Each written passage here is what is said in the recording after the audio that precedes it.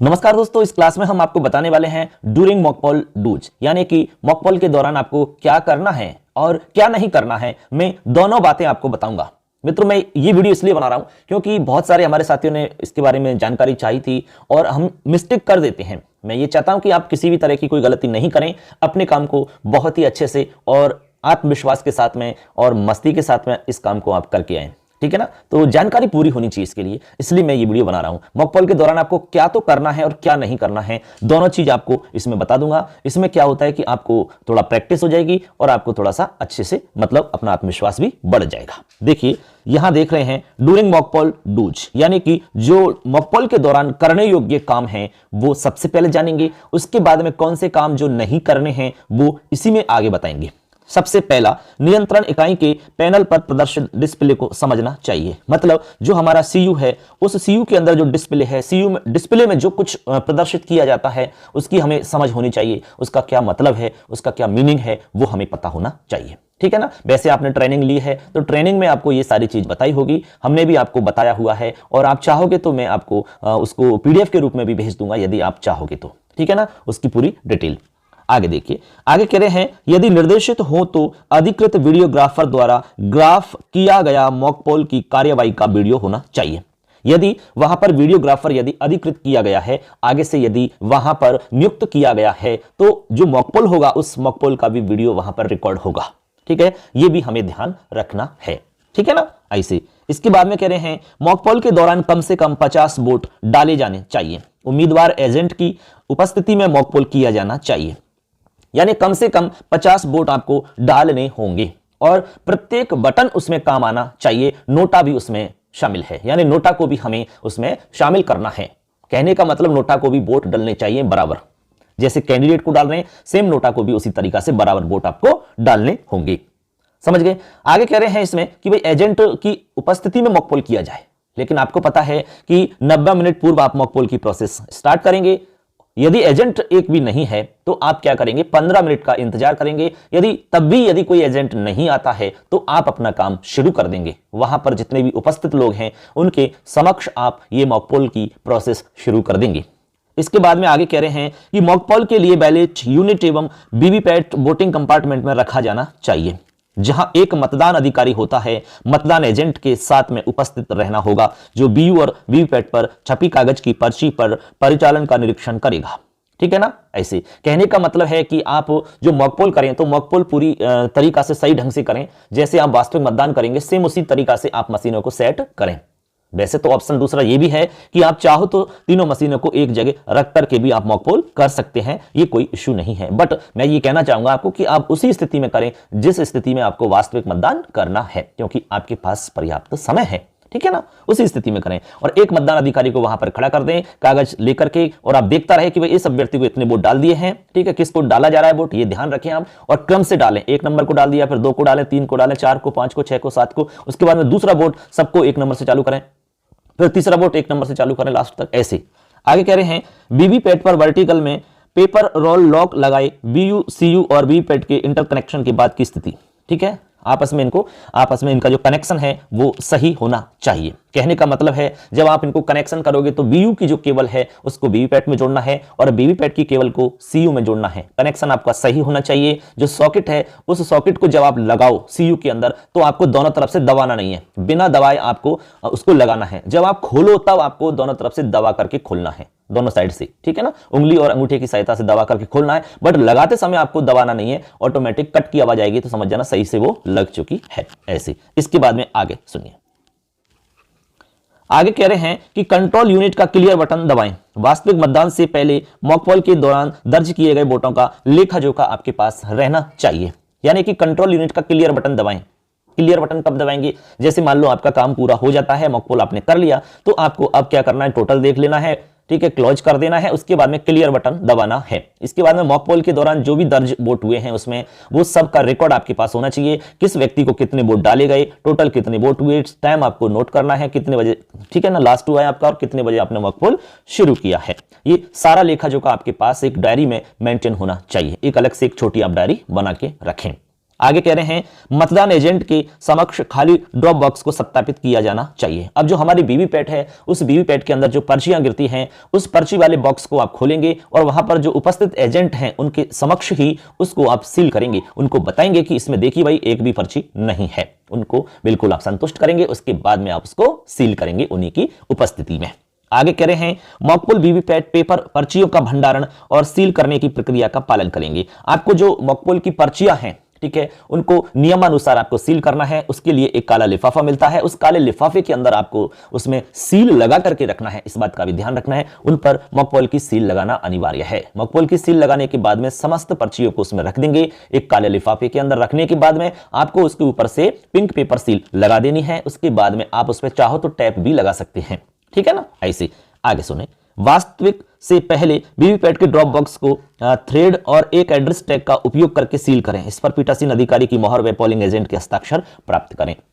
जब वास्तविक मतदान आप शुरू करें उससे पहले आपको टैग के माध्यम से इनको सील करना है। सीयू को आपको ग्रीन पेपर सील के माध्यम से, स्पेशल टैग के माध्यम से और एड्रेस टैग के माध्यम से उसको सील करना है। वीवीपैट को एड्रेस टैग के माध्यम से सील करना है, वीयू को सील करने की आवश्यकता नहीं होती है। यह काम आपने कर लिया। इसके बाद में और क्या करना है सुनिए। आगे कह रहे हैं कि कोई भी अभियान या प्रचार सामग्री पीएस के आसपास और बूथ के आसपास और 100 मीटर का क्षेत्र में प्रदर्शित नहीं की जाएगी। ये आप देख लेना कि 100 मीटर के अंदर आपको किसी भी तरह का प्रदर्शन, किसी भी तरह का प्रचार अभियान इत्यादि कार्य नहीं होना चाहिए। इसका निरीक्षण आपको कर लेना है।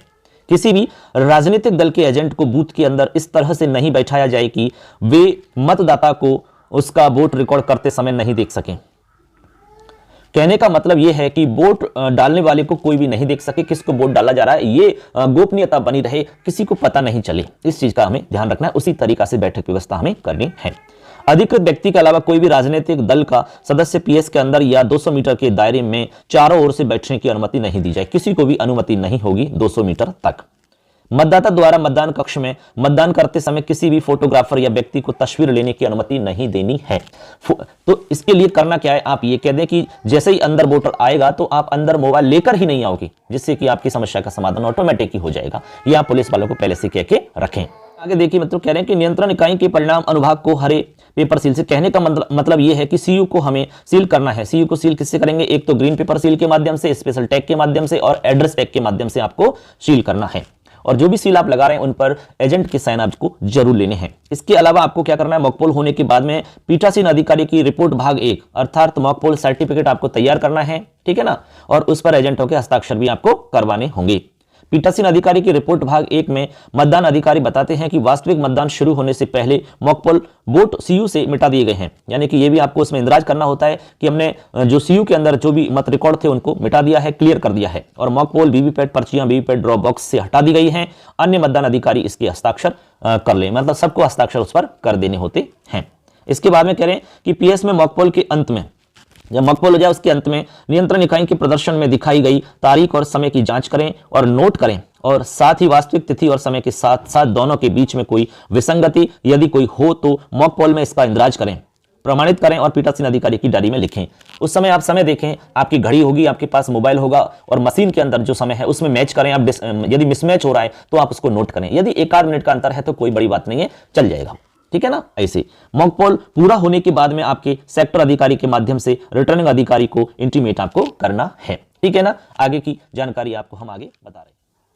अब आगे दोस्तों हम बता रहे हैं कि मॉकपोल के दौरान आपको क्या नहीं करना है। जो नहीं करना है वो काम आपको एक बार समझ लेना है। इससे पहले हमने बताया कि क्या आपको करना है, बट अब बता रहे हैं कि क्या नहीं करना है। ड्यूरिंग मॉकपोल डू नॉट्स, यानी जो आपको नहीं करना है वो यहां पर बता रहे हैं। नंबर 1, यहां कह रहे हैं कि यदि चुनाव एजेंट मौजूद नहीं है या केवल एक है तो मॉकपोल शुरू नहीं करें। आपको 15 मिनट का इंतजार करना है। 15 मिनट के इंतजार करने के बाद भी कोई नहीं आता है तो आपको कंपलसरी है कि स्टार्ट करना है मॉकपोल, फिर नहीं रुकना है आपको, ठीक है ना। एक तो ये बात हो गई। इसके बाद में देखिए, कम से कम 50 वोट डाले बिना मॉकपोल बंद नहीं करना है, ये भी आपको ध्यान रखना है। इसके अलावा कंट्रोल इकाई के पिछले डिब्बे को मोम के साथ सील नहीं करना है। यानी सीयू का जो पिछला हमारा डिब्बा है, पिछला भाग जो है, उसको मोम से आपको चपड़ी इत्यादि के माध्यम से उसको सील नहीं करना है।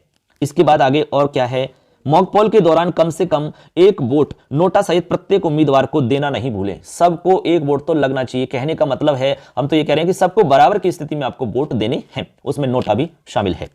आगे कह रहे हैं कि मॉक पोल के लिए बीयू, सीयू और वीवीपैट को एक टेबल पर नहीं रखें। मतदान के समय बीयू और वीवीपैट कंपार्टमेंट में रखें। जिस तरह हम वास्तविक मतदान करते हैं सेम उसी स्थिति में आपको मॉक पोल की प्रोसेस करनी होगी। आगे कह रहे हैं कि मतदान दिवस पर मॉक पोल का समापन करने के बाद कोई भी मॉक पोल पर्ची या वीवीपैट स्लिप कंपार्टमेंट के अंदर नहीं छोड़ें। इस बात का ध्यान रखें। जो वीवीपैट का ड्रॉप बॉक्स है उसमें एक भी पर्ची नहीं रहनी चाहिए, नहीं तो गड़बड़ हो जाती है। इसके बाद में और भी देखें। आगे कह रहे हैं कि मॉक पोल वीवीपैट पर्चियां काले लिफाफे में बिना मोहर लगाए ना रखें। यानी कि जो मॉक पोल की पर्चियां हैं उन पर्चियों को काले लिफाफे में रखना है, बट उन पर्चियों पर, प्रत्येक पर्ची पर मॉक पोल की सील आपको लगानी होगी। बिना सील लगाए आपको नहीं रखनी है, इसका ध्यान रखना है। इसके अलावा मॉक पोल के दौरान ईवीएम की गिनती का वीवीपैट पर्चियों की गिनती से मिलान करना नहीं भूलें। यानी कि ईवीएम की जो पर्चियां हैं, ठीक है, मतलब वीवीपैट के अंदर जो पर्चियां गिरेंगी ड्रॉप बॉक्स में, उन पर्चियों का मिलान आपको जरूर करना है। ठीक है, जैसे आपने सीयू में कितने वोट डाले उतनी ही पर्चियां उसमें होनी चाहिए, ज्यादा पर्ची नहीं होनी चाहिए। जो 7 पर्चियां निकलती हैं सेल्फ टेस्ट के लिए वो काउंटेबल नहीं होती है, उनको काउंट नहीं करना है। उसके अलावा जितनी भी पर्चियां वो सेम होनी चाहिए सीयू के बराबर। ठीक है, इसके बाद में आगे करें पीठासीन अधिकारी रिपोर्ट का भाग 1। ठीक है, मॉक पोल प्रमाण पत्र लेना नहीं भूलें। मतदान एजेंटों के हस्ताक्षर उस पर जरूर करवा लें। इसके बाद वास्तविक मतदान शुरू होने से पहले सीयू से मॉक पोल का डाटा क्लियर करना नहीं भूलें। जब आप वास्तविक मतदान करें तो उससे पहले आपने क्लियर किया कि नहीं किया, ये आपको ध्यान रखना है। नहीं किया है तो बहुत बड़ी गड़बड़ हो जाएगी, आपको भी पता है, इसलिए आपको क्लियर करना है। क्लियर करने के बाद में टोटल देखना है, उसके बाद भी आपको काम शुरू करना है। आगे करें सीयू और वीवीपैट के ड्रॉप बॉक्स का परिणाम अनुभाग की सीलिंग के बिना वास्तविक मतदान शुरू नहीं करें और मतदान एजेंट के हस्ताक्षर भी उस पर ले लेने हैं। कहने का मतलब जो वीवीपैट है उसका ड्रॉप बॉक्स आपको सील करना है, सील करने के बाद ही आप मतदान की प्रक्रिया शुरू करें। कहने का मतलब है कि जो वीवीपैट है उस वीवीपैट का ड्रॉप बॉक्स आपको सील करना है, सील करने के बाद ही आपको वोट चालू करवाने हैं, उससे पहले आपको वोटिंग का काम शुरू नहीं करवाना है। तो इस तरह से मित्रों हमने यहां पर आपको इस वीडियो में बताया कि मॉक पोल के दौरान आपको कौन कौन सी बातों का ध्यान रखना है, कौन सा काम आपको करना है, कौन सा नहीं करना है। उम्मीद करते हैं कि आपको इससे निश्चित रूप से लाभ मिलेगा। इसको आप जरूर देखें, एक बार जरूर सुने इसको, क्योंकि सुनने से, देखने से चीजें बहुत जल्द क्लियर होती हैं। अपने दोस्तों को भी शेयर करें और चैनल को सब्सक्राइब जरूर करें, क्योंकि यहां आपको हर प्रकार की जानकारी दी जाती है। मित्रों सबके लिए धन्यवाद। जय हिंद, वंदे मातरम।